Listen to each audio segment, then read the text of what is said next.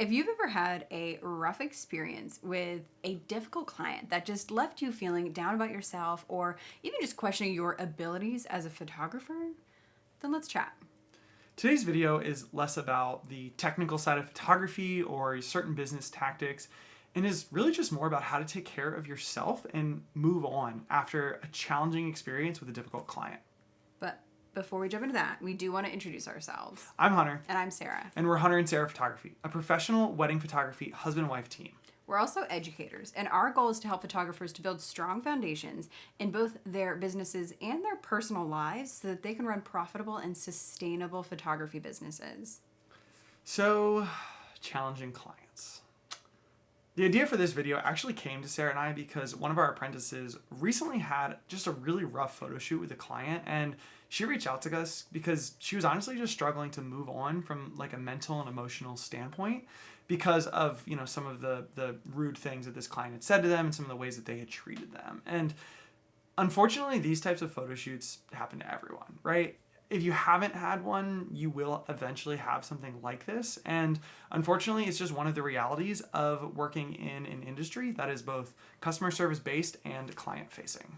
Yeah. In fact, Hunter and I swear that, for every 10 weddings, we have one with a couple that we just absolutely love. Like we would photograph their wedding every single weekend for free because we just connected with them on such a personal level that capturing their wedding feels effortless. And sometimes these couples even become our friends who we end up getting dinner with or hanging out with outside of their wedding and engagement session. And out of that same 10, there's probably 8 weddings that are just good.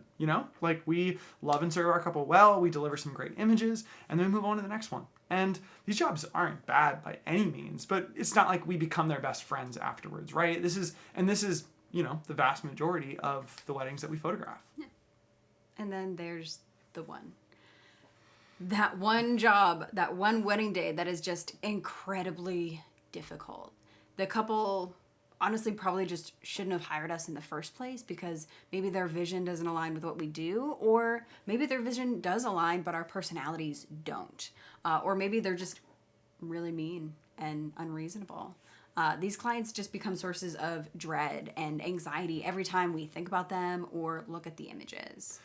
So the real question now is, how do you deal with these difficult clients and experiences, and how do you move past them? Yeah, so for many of us, photography is the dream job. We quit another job or we hustled and worked really hard to get here. But some clients can make that dream feel like more of a nightmare. And even cause us to doubt whether or not this is the right profession for us. And as tempting as it can be to fall into that sort of fear and doubt, 1 or 2 difficult clients does not define you as a photographer or as a business person. And in any profession, there are just going to be people who are really hard to work with. Yeah, and this is where the first and most important thing to remember comes in. It is them. It's not you. This isn't like a breakup where it's not you, it's me. No, it's them. Yeah. And some people are just mad at the world. Maybe they had a tough childhood or maybe they just had a bad morning. Either way, their poor behavior is not a reflection on you or your value. And just personally, Sarah and I, as people of faith, we believe that all people were made in God's image. But whether you agree with that or not, hopefully you agree with the fact that people deserve to be treated with respect and with dignity. And anyone who treats you otherwise, they are the ones with issues, not you, right? And the worst part is that often these kinds of people aren't necessarily even, it's not maybe something you even did.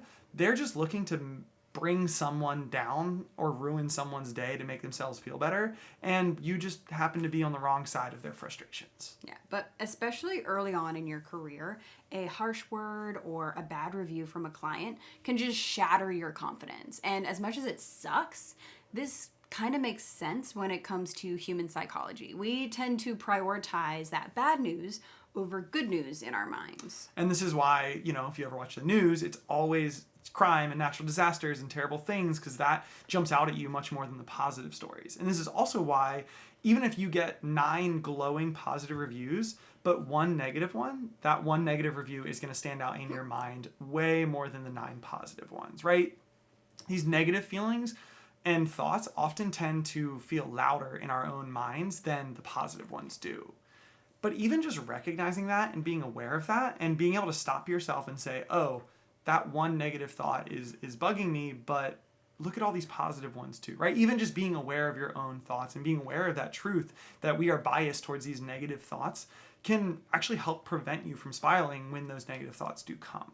Yeah. And once you acknowledge that this one negative review is not a reflection of who you are as a photographer or, even more importantly, who you are as a person, the best thing that you can do for yourself is to get back out there and keep pushing and keep improving. Because when that negative feedback does inevitably come, the best way to survive it is to already feel confident in your self-worth and your abilities, which truly does come with time, with experience, and with educating yourself in your craft and in your business.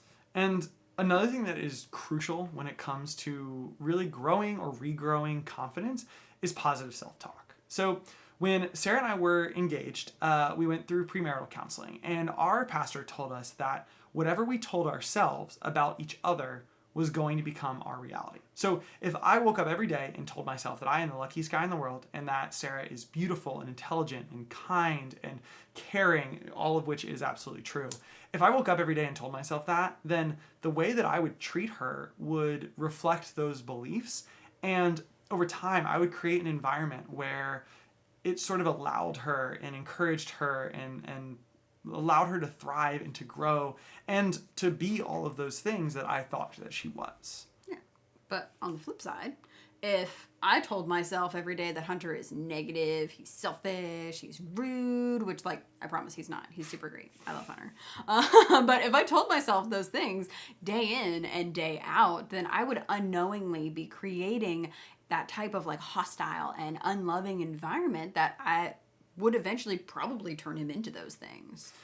And that same principle applies, but probably even more powerfully with your own self-talk, right? And so if you're only ever telling yourself negative things about yourself, then that one negative client experience that comes out of every 10 or so is actually just going to affirm that sort of negative storyline that you have already running on repeat in your head. On the other hand, if you're constantly encouraging yourself, if you're constantly looking at your own work and saying, man, maybe it's not perfect, but it's better than what I was doing 6 months ago. If you're constantly, doing that positive self-talk, then when that one negative client experience comes, you'll sort of see it as the anomaly as opposed to your everyday, right? You'll be able to recognize it for the 1 in 10 that it maybe is. Yeah, but a word of caution. If you wait until there is a negative experience to begin practicing self-care and positive self-talk, you will struggle way more when those negative experiences do come. So that's why it's so important to start these things, even if you're not dealing with a negative experience. But let's look a little bit more about those practical steps to really get past these difficult experiences when they do come. So, by the way, when our apprentice first reached out to us with this question, she had already photographed the session, but was struggling to work on editing those photos because of all the negative emotions that it brought up for her. So, if you're looking for things like, how do I respond to a client who has asked me to do something that I don't really want to do, that's not on a creepy end? Or what do I say when a client's mom is being super obnoxious on a wedding day? We're going to have a whole other video focusing on responding to strange client requests later this year. Today, we're just going to focus more on the self-care and mental health aspect of challenging clients. So when some nightmare of a human being has you feeling down about yourself, it's really important to take the time to really build yourself back up as you try to move on, right? And this is going to look totally different depending on, what you enjoy and what your personality is like, right? So it might be, a warm bubble bath, or it might be downhill mountain biking, right? It might be being with lots of people and your friends and your family, or it might be getting away from people and being alone, out in nature or curled up with a book. If you are a spiritual or religious person, a person of faith, maybe it's prayer or maybe it's meditation. But whatever it is, identify that thing that encourages your spirit, that really fills you with joy, and do that, right? It's so important that you take the time to work on yourself as a business person who runs a business of one, or runs a very small business, or a business where you are your own personal brand and you are your boss, right? There's a lot of you in there, so you need to take care of yourself. Mm-hmm. And this also, the positive self-talk I want to circle back to, just do that in all points of your life. Don't just do it with photography. Like, do it when you drop a dish on the ground and you're like, ooh. Don't be like, I'm so clumsy and stupid. Like, instead be like, whoop. Accidents happen. Like, I made one mistake. Look at all these dishes I don't drop on the ground. Yeah.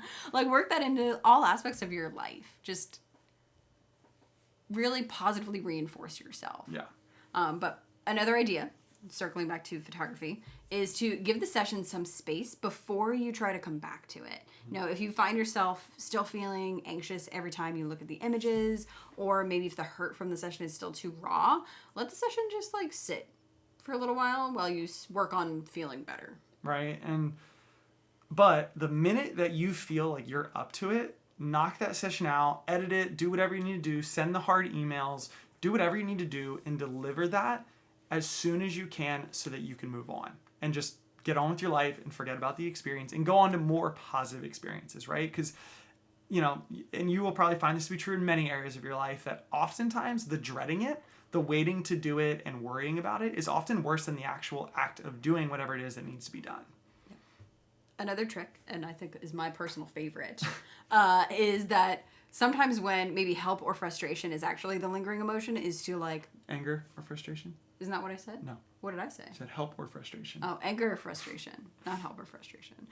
Is the lingering emotion, is to write a letter, like pull up a Word document, not the email, and say everything that you want to say to those clients. Like, really go off and say exactly what you wish you could say. Let them have it. Like, let them have it, rage, let it all out. Then you can read it aloud to yourself, to a partner, to a friend, and just like laugh if you can, and then delete the message and never send it.